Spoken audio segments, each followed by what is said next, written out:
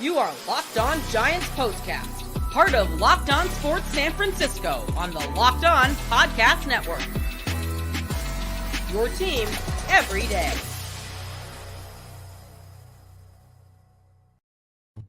Yo, what's up, everyone, and welcome back to the Locked On Giants Postcast. I'm your host, Eric Triple E Engel. You may know me as the former producer for the Murph and Mac Morning Show on KNBR. And today, Osvaldo Bido blanks the Giants in the opener of the final Battle of the Bay as they fall 2-0 to the Oakland Athletics. Hayden Birdsong got the start today, and he bounced back nicely, but the Giants were exceptionally cautious with him, pulling him in the fourth inning after just 78 pitches. Meanwhile, the Giants offense made another pedestrian look like a Cy Young candidate as they only managed one hit off the A's reliever turned starter and just 4 hits in total in today's loss. At this point, the playoffs are a pipe dream for the Giants. We'll break it all down, but first, I want to thank all of you for watching us on the Locked On Sports San Francisco YouTube channel. Please, if you aren't already subscribed, hit that subscribe button right now. Thanks also for listening on the Locked On Giants podcast feed. However you're getting the show, we appreciate you tuning in. And make sure to check out the Locked On Giants Daily Show for more in-depth coverage. Ben Kaspick does a great job.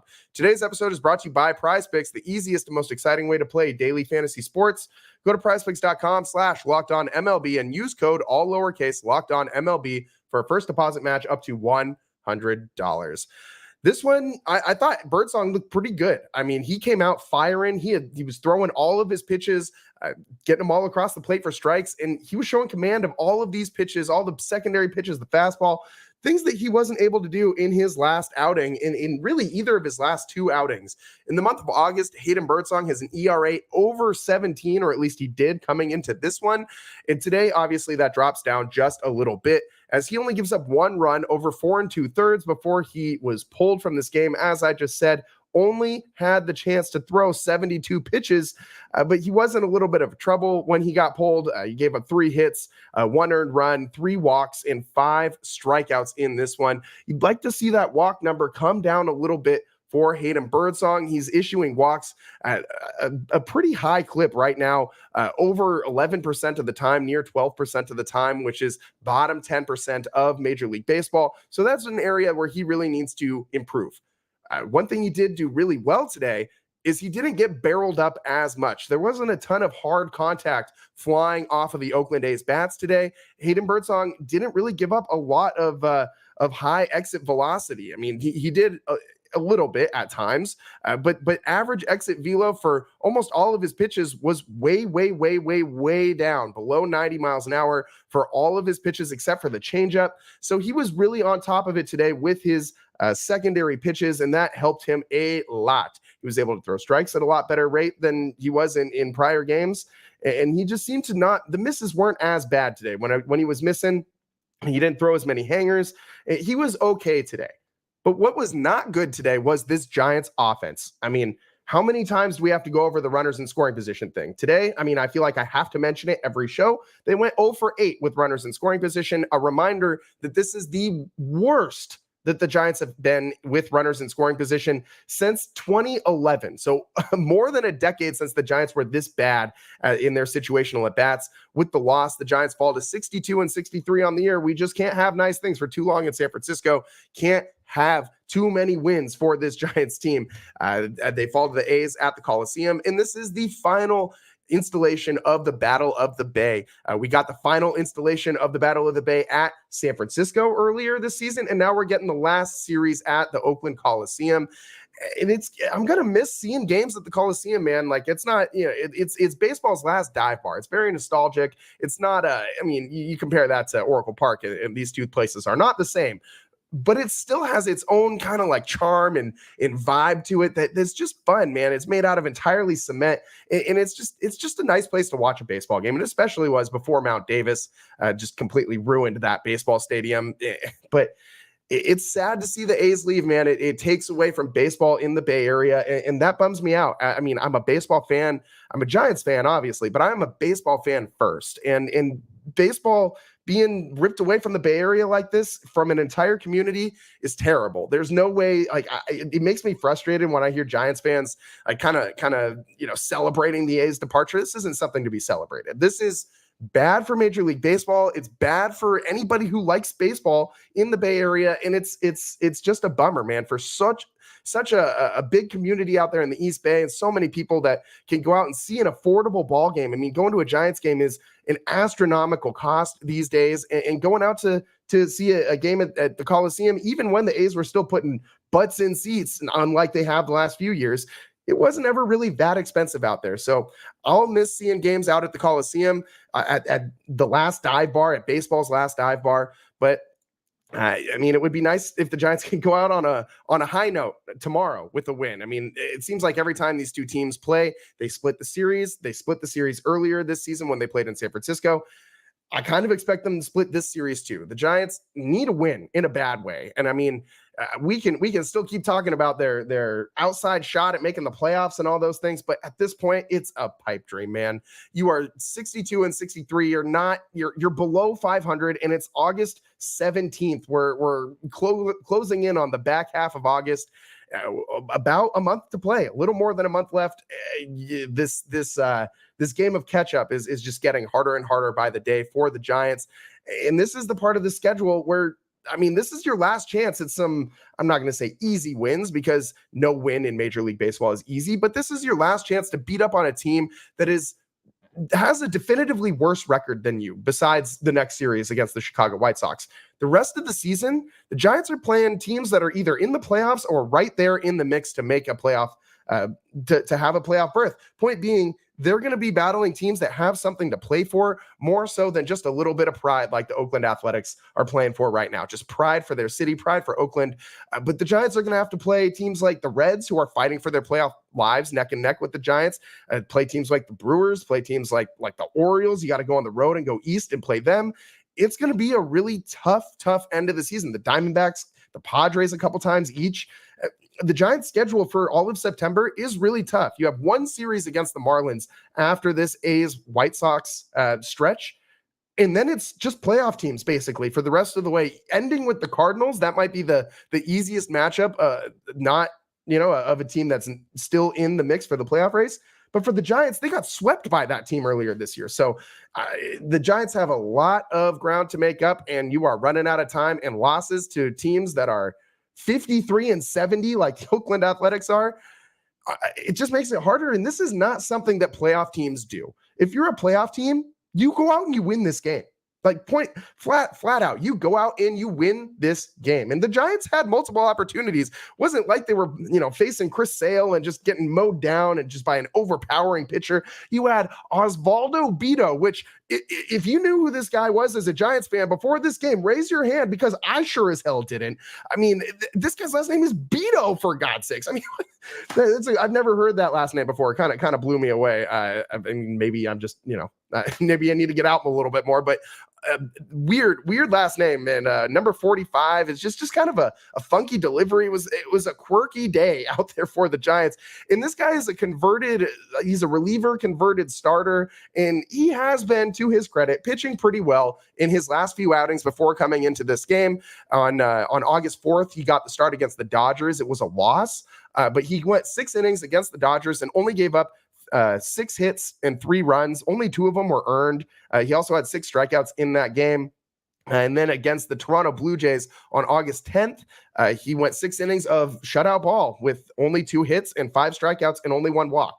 So this guy's been pitching pretty good this season. Overall, his ERA is only at 3.48. So pretty solid ERA from this guy. I mean, but I mean, it's just another non-household name that's going to come out and just make this Giants team look terrible. I mean, this guy pitched like he was, like Chris Sale level. Maybe not that. Like Chris Sale was absolutely dominant for the Braves. But I mean, you remember what Charlie Morton did against the Giants a couple last week, couple days ago? I mean, it just feels exactly the same as that kind of start where you let some nobody come in here and just mow down this lineup. This Giants offense struck out 10 times, only 4 hits and 4 walks. So they did generate some base runners, but again, 0 for 8 with runners in scoring position. And some of these hits, frankly, they had like a couple infield singles.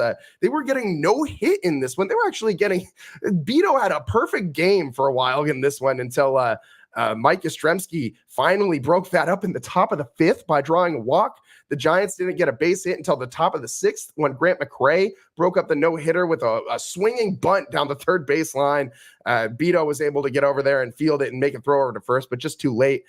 In that inning, the Giants had a chance. They went from being no hit to having a runner in scoring position because in the next at bat, Tyler Fitzgerald draws a walk, and the Giants now had a runner in scoring position with 1 out. And you know what that means? Strikeouts coming in. So Lamont Wade Jr., next guy up, strikeout, just like you expected. In another situation where you absolutely cannot have a strikeout. I'm so tired of this happening every single game. They need... for the love of God, please learn how to hit a ground ball to the right side of the infield. Please learn how to just dink a blooper right over the shortstop's head or the second baseman's head. Like, what the hell? Learn how to drop a bunt down. Seems like there's not a single player on this team who can effectively bunt besides Grant McCray, and that bunt that he laid down for his first MLB hit wasn't the best bunt in the world. That probably should have been an out. It could have been an error. I don't know. But point being, not a lot of guys on this team seem to know how to play small ball very well. I really miss Jung-Hoo Lee, man. Really, really miss that guy with the way that he runs the bases super hard. And the way that he's able to do all the little things really well, make the right plays in the outfield and get to every ball out there. I'm missing his defense. I'm missing his hustle. I'm missing his bat to ball skills. I'm missing his ability to keep the line moving. I'm missing his ability to put the ball in play when you absolutely must have a ball in play and not a strikeout. I'm missing all of these things, man. And it's not, I'm not saying that this Giants season is a loss just because that one guy got hurt. But I do truly believe that this, his difference, his impact on this team would have made a difference to the point where maybe the Giants won another 2 or 3 games before this point, and maybe they're in the thick of that playoff race. But that's really where the margins are right now, because with the extra playoff spot, the Major League Baseball now lets into that playoffs with the extra wild card spot. It makes so many more fringe teams in competition, and 2 or 3 wins would be a huge difference for a Giants team at this point in the season. I really miss that guy, man. Really, really, really do. Because that wasn't the only situation also where the Giants had runners in scoring position with less than 2 outs, because in the very next inning, top of the 7th, Bido comes out for forever Giant Scott Alexander, and with 1 out, he walks Matt Chapman, and then Mark Canha singles. You get first and second with 1 out again, and the Giants, actually, to their credit, Pat Bailey advanced Chapman with a productive out, and I think we got to clap just for that, because runners in scoring position, the Giants can't do anything, and we're coming to the point now where I feel like we need to even celebrate productive outs that don't end up scoring a run, because that run didn't score. Chapman got to third with 2 outs after that Bailey's fly out to right field, and then Schmidt grounds out. And by the way, Casey Schmidt, that's how we ended the game in this one. Mark Canha with 2 outs comes up with an infield single in the top of the 9th. Bailey in an 8-pitch at bat just battles out and draws a walk, and up comes Casey Schmidt. As you know, runners in scoring position means time for a Giant strikeout. So Casey Schmidt strikes out on a fastball, or not, I'm not sure if that was a fastball, actually. Final pitch of the at-bat. It was, hold on, give me 2 seconds. It was a slider. So my bad, hand in the air. Slider, but it was still very far outside of the strike zone. Was not close. Strike 3, game over. But it's Casey Schmidt. He's basically up there swinging at anything that, doesn't bounce in the grass in front of the plate. So, I kind of knew that strikeout was coming. I literally looked over, turned to my girlfriend and said, watch this, Casey Schmidt's up. Now, time for a strikeout. Time for this game to end. So that's where we're at with this Giants team right now. That's where we're at with this Giants season. It's a complete pipe dream. If you're still holding on to the playoffs, I don't know what to tell you, man. I think it's just time to start accepting that we got to pack it in this 2024 season and get ready for 2025. Maybe start thinking about, seeing some prospects. I know Wisenhunt is on the mend right now, but I'd like to see him before the season's done. It just kind of feels like we're just playing the remainder of the games this season just to play them, because the Giants aren't very competitive. This is a game that playoff teams win. Point blank. This is a game that playoff teams win. You had 8 at-bats with runners in scoring position in a game that you lost 2-0. 1 single hit in those situations could have completely changed this game. And a playoff team gets that hit. point blank, a playoff team will go out there and get that hit. So the Giants down bad right now. Another pedestrian comes out and looks like a Cy Young candidate against him as Osvaldo Bido carries a perfect game into the 5th inning and a no-hitter into the 6th before the Giants eventually break that up but can't score a run and fall 2-0 to the Oakland Athletics in the final installation of the Battle of the Bay at the Oakland Coliseum. We got to take a quick break here on the Locked On Giants postcast. On the other side, we're going to go through Hayden Birdsong's pitch usage and why that was so important in today's outing. Stick with us on the Locked On Giants postcast. I'm your host, Eric Triple E Engel. We'll be right back.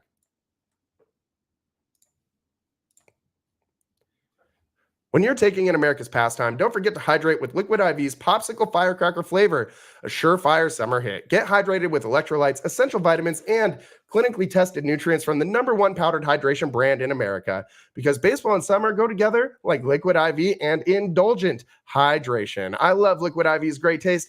Staying hydrated is essential for my lifestyle. Whether I'm out at Oracle Park on a nice sunny day, or which it is absolutely not in San Francisco, by the way. It's like, it was raining earlier, and I heard it on the broadcast. It was like 75 and sunny in Oakland. What the hell, man?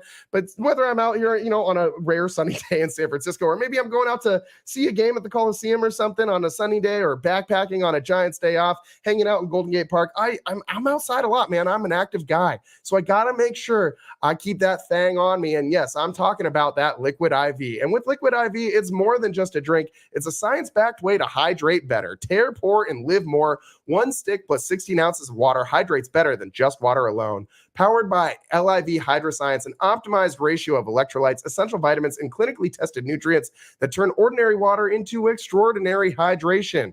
3 times the electrolytes of the leading sports drink, 8 essential vitamins and nutrients, always non-GMO, vegan, gluten-free, dairy-free, and soy-free. So no more thirsty summers when you indulge in hydration with Liquid IV. Get 20% off your first order of Liquid IV when you go to liquidiv.com and use code MLB at checkout. That's 20% off your first order when you shop Better Hydration today using promo code MLB at liquidiv.com.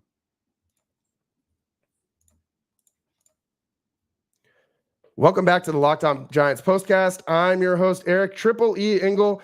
And yeah, I'm taking a look at the at the chat right now, and man, there is not a lot of happy Giants fans out there. I mean, I see from my guy Banana Leader, I see RIP, just RIP.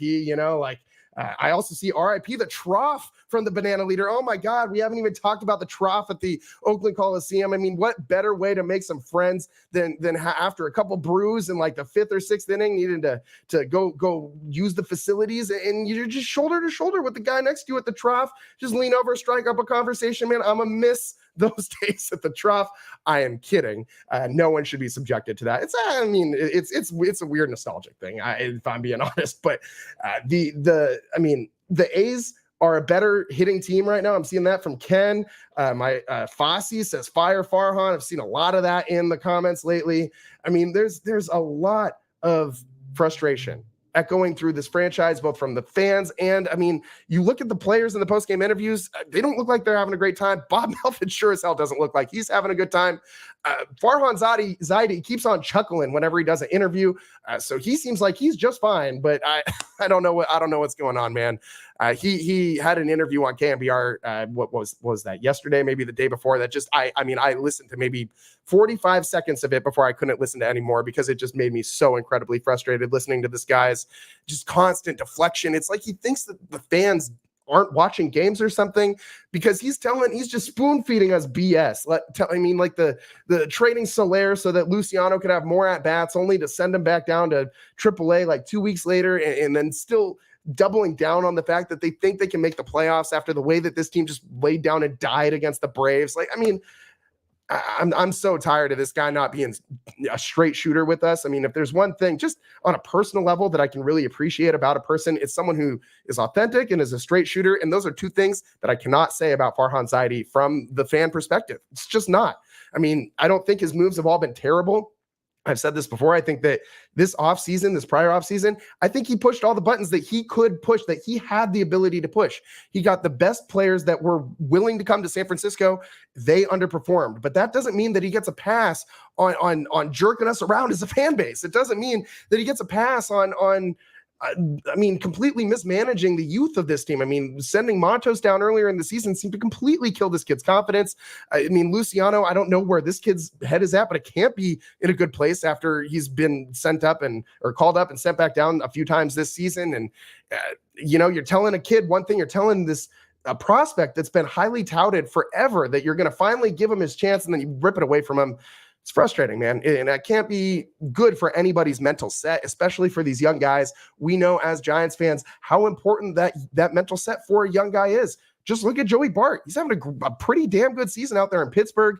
I mean, I think we could have used his bat here in San Francisco, but I don't think Joey Bart ever would have been successful here based on all of this stuff in his brain that he had to go through, from being brought into the organization at the start of COVID to being the guy who was pegged as the next Buster Posey. Like, that shouldn't be put on anybody. And he's a completely different type of guy. He profiles as a very different type of player.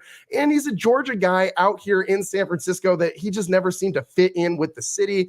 Buster Posey was also from Georgia and did fit in the city very well, but they're just two different guys personality-wise, and Buster fit in here much better than Joey Bart did. But also, if you need more examples, look at Tyler Beede. Dude had all the stuff of a ace pitcher, or the guy who could develop into an ace pitcher, as his actual talent level with his arm, the way the ball would come out of it, but his brain just didn't have it. I mean, his mental set was not there. He was wild all the time, and he would get rattled easily and get himself into trouble and then implode. Do we want that to happen to Marco Luciano? Do we want that to happen to Luis Matos?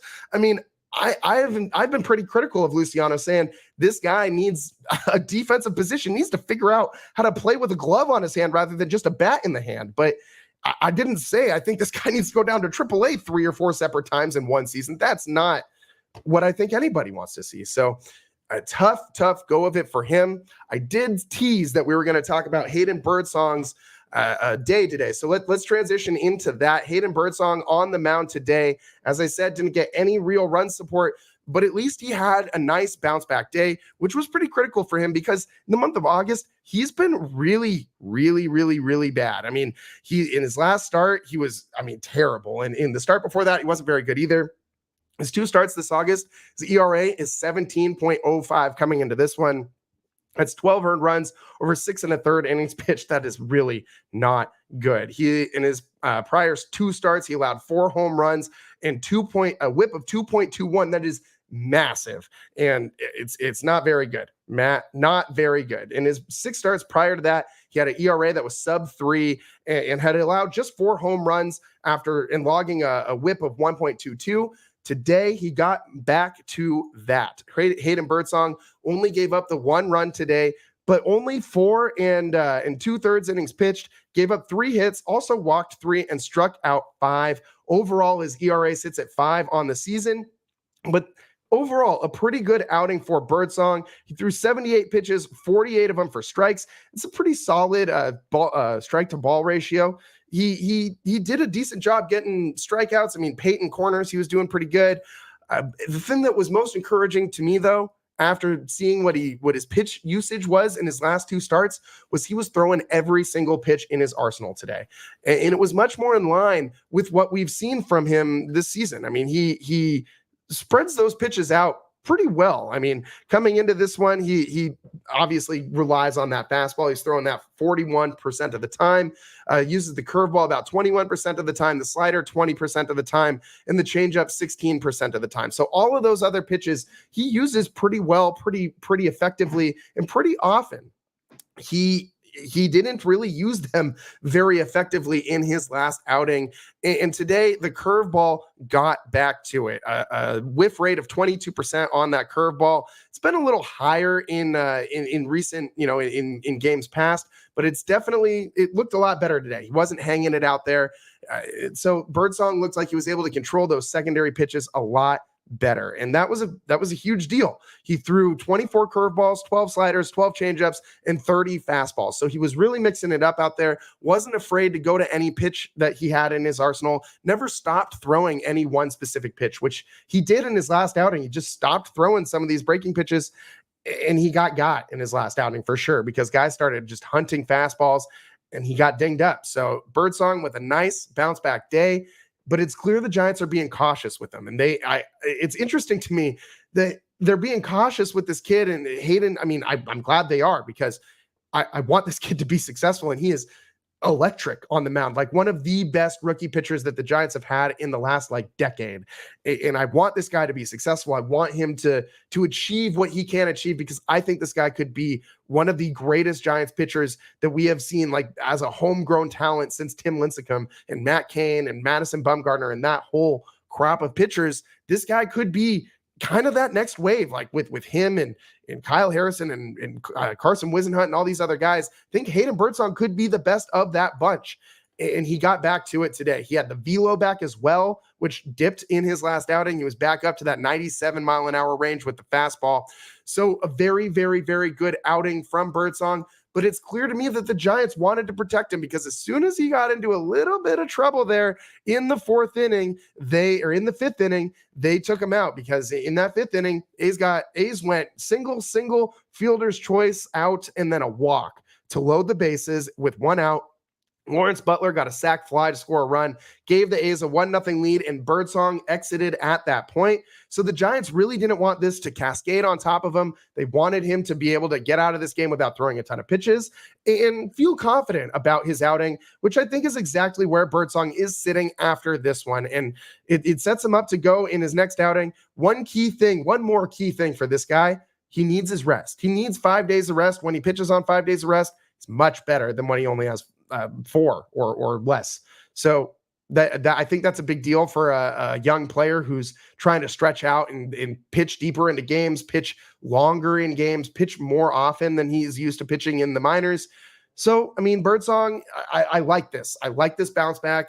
I would have been really disappointed if he just kind of teetered out on the rest of the season and continued this slump in the month of August. So good outing from Hayden Birdsong, but a very, very bad outing from the rest of this Giants team. Stick with us on the other side of the Locked On Giants postcast. We got to take a quick break here. On the other side, we'll put a bow on this one and talk about just how bad this Giants offense was, and we'll look ahead to tomorrow's matchup in the very last meeting between the Oakland Athletics and the San Francisco Giants. Stick with us on Locked On Giants postcast. I'm your host, Eric Triple E Engel. We'll be right back. Today's episode is brought to you by PrizePicks. PrizePicks is America's #1 fantasy sports app with over 5 million members. PrizePicks is the easiest and most exciting way to play daily fantasy sports. It's just you against the numbers. You pick more or less than on 2 to 6 player stat projections for a chance to win 100 times your money.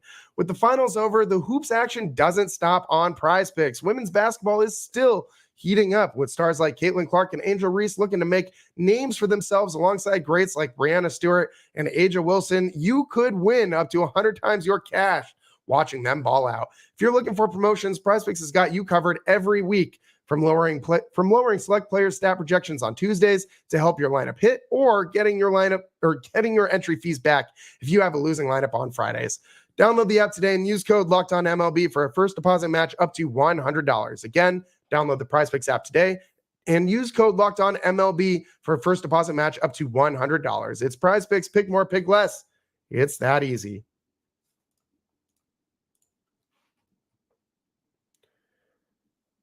Welcome back to the Locked On Giants postcast. I'm your host, Eric Triple E Engel, and I'm seeing a whole lot of Fire Farhan in this chat right now. I mean, it's gotten to that point, man, and I get it. I mean, I'm so incredibly tired of watching this team just roll over and die, and had uninspiring at-bats and strikeouts with runners in scoring position probably frustrate me more than any single thing in my life right now. And you're talking to a guy who just was moving in his apartment until 2 a.m. last night. I would rather go back to moving everything all over again back into the old apartment than watch another Giants at-bat where they strike out with runners in scoring position with less than 2 outs, man. I am so incredibly tired of watching this. I mean, mean, I thankfully my new apartment that I just moved into, it's like up on the second floor. So now if I really don't want to watch this game, I can jump out this damn window next to me. So I am so incredibly tired of watching this, man. It is putrid, pathetic, awful, uninspiring, garbage, dumpster fire level baseball. And it's so pathetic to watch. It is so tough for me to like take my eyelids open and watch this terrible team try and eke out 1 or 2 runs a game. It's awful. It's hard to watch. Worst of all is like, I mean, it would be one thing if the Giants were like a 500 team, but they were like in all these close games and battling. It just feels like even when this was a close game, it was 2-0. Giants had the tying run on base in the 9th inning, and it never felt like it was within reach. Just never did. And that's how bad this offense is right now. I mean, nobody can hit. Lamont Wade Jr., after a great first half of the season, this guy has been down so bad lately, and he's 0-for-4 again today with a strikeout. Tyler Fitzgerald did draw a walk. He was also 0-for-3, and Ramos 0-for-4. Between those 3 guys, they struck out 4 times. But oh my God, I'm just now noticing this. Between the first 5 guys in the Giants batting order, they struck out 2, 4, 6, 7, 8 times. Oh my God, I am so tired of watching this team, man. Just straight up and so tired of watching this team.